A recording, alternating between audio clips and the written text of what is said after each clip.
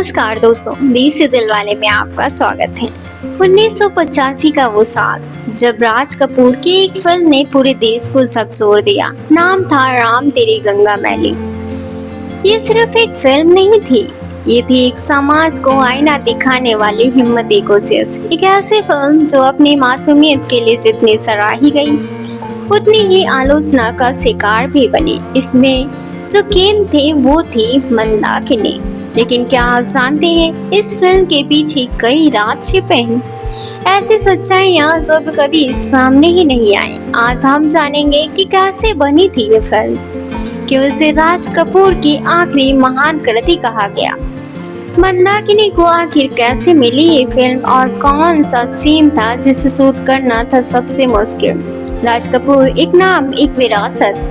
70 और 80 के दशक तक आते आते वो उम्र दराज हो चुके थे, लेकिन उनका एक सपना था एक ऐसी फिल्म बनाना जो कि गंगा की पवित्रता और समाज की गंदगी के बीच टकराव दिखाए। राम और गंगा प्रतीक थे। राम यानी राजीव कपूर और गंगा यानी कि मंदाकिनी। राज कपूर चाहते थे कि ये फिल्म हर वर्ग के दिल को छुए, लेकिन सवाल था कि गंगा कौन बनेगी। राज कपूर को गंगा के लिए कई मशहूर अभिनेत्रियों के नाम मिले, लेकिन वो किसी नई मासूम, नाजुक और बेहद एक्सप्रेसिव लड़की की तलाश में थी। कहते हैं कि उन्होंने लगभग 40 से ज्यादा लड़कियों का ऑडिशन लिया और तभी उन्हें दिखी यास्मीन जोसेफ, एक खूबसूरत कश्मीरी लड़की। नाम बदला गया और रखा गया मंदाकिनी। मंदाकिनी को देखते ही राज कपूर ने कहा, ये रही मेरी गंगा, और कहानी वहीं से शुरू हुई। फिल्म का सबसे चर्चित और विवादित दृश्य था मंदाकिनी का सफेद साड़ी में झरने में नहाना।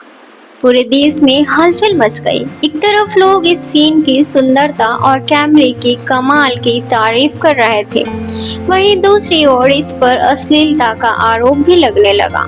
मगर सच्चाई थी, ये सीन -5 डिग्री तापमान में शूट किया गया था।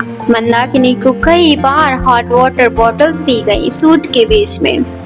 राज कपूर ने खुद उस सीन को मॉनिटर किया और हर फ्रेम पर बारीकी से ध्यान दिया।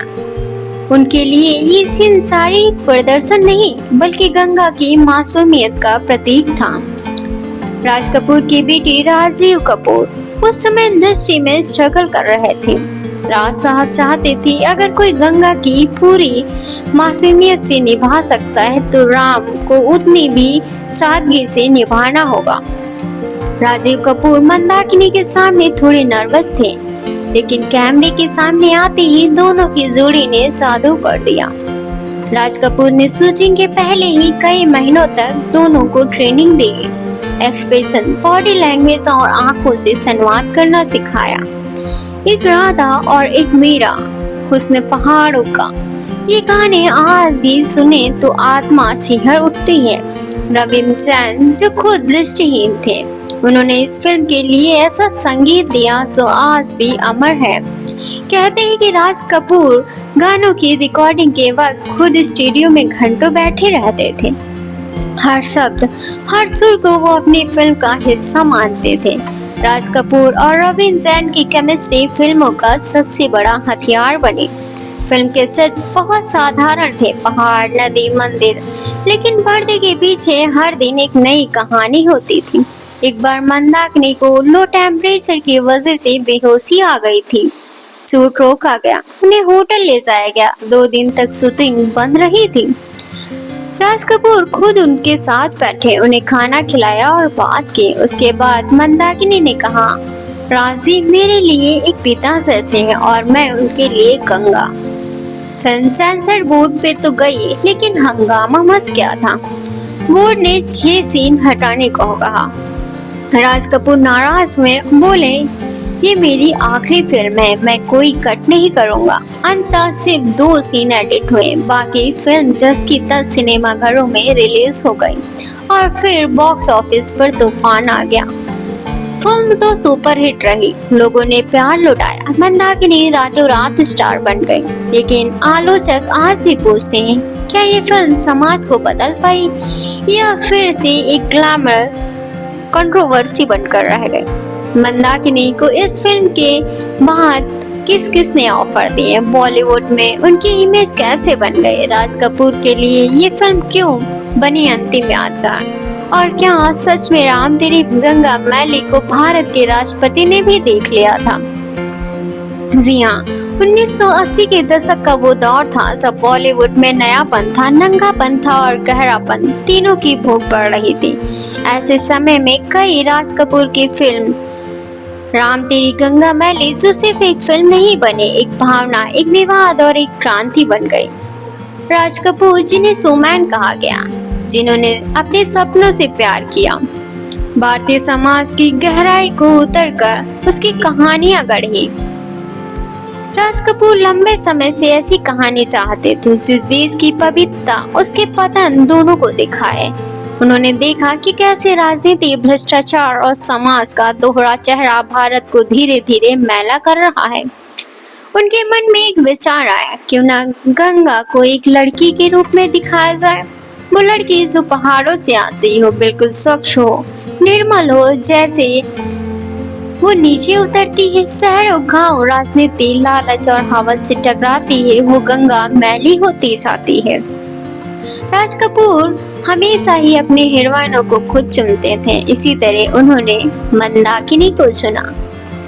शूटिंग उत्तराखंड में हुई थी, -5 डिग्री टेम्परेचर पर। राजीव कपूर इस फिल्म में बिल्कुल नए थे। उनके किरदार नरेन का था, अमीर लड़के का। फिल्म को पास करवाने के लिए राज कपूर ने बहुत मेहनत भी की थी। लता मंगेशकर, साधना सरगम, यशुदास जैसे गायकों ने गानों में जान डाल दी थी। फिल्म बॉक्स ऑफिस पर धमाका मचा दी थी। टिकट के लिए हफ्तों लाइन लगती थी। कई सिनेमाघरों में सुबह 6 बजे से शुरू किए गए। फिल्म बनी 1985 की सबसे बड़ी ब्लॉकबस्टर।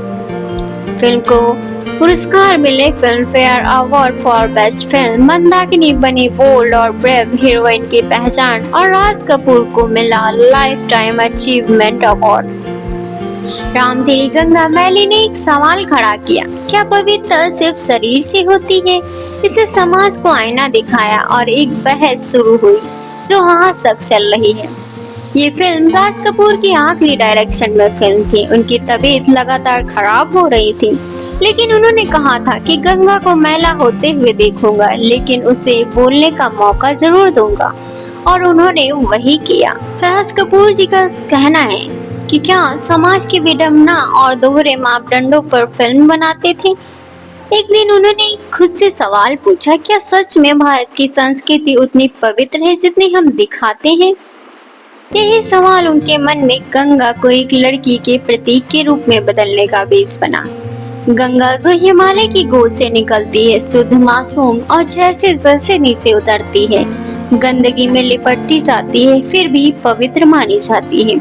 उसी तरह उन्होंने एक लड़की की कहानी गढ़ी जो भोली है, शुद्ध है, मगर समाज की गंदगी उसे छूती जाती है। राज कपूर उस दौर में बहुत व्यथित थे भारतीय समाज की दोहरी सोच से।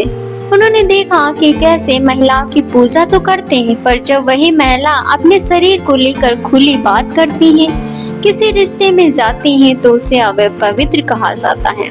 गंगा सबके पाप धोती है, मगर कोई गंगा का दुख क्यों नहीं समझता है। यही से उनको आइडिया मिला था, राम तेरी गंगा मैली हो गई, पापियों के पाप धोते धोते।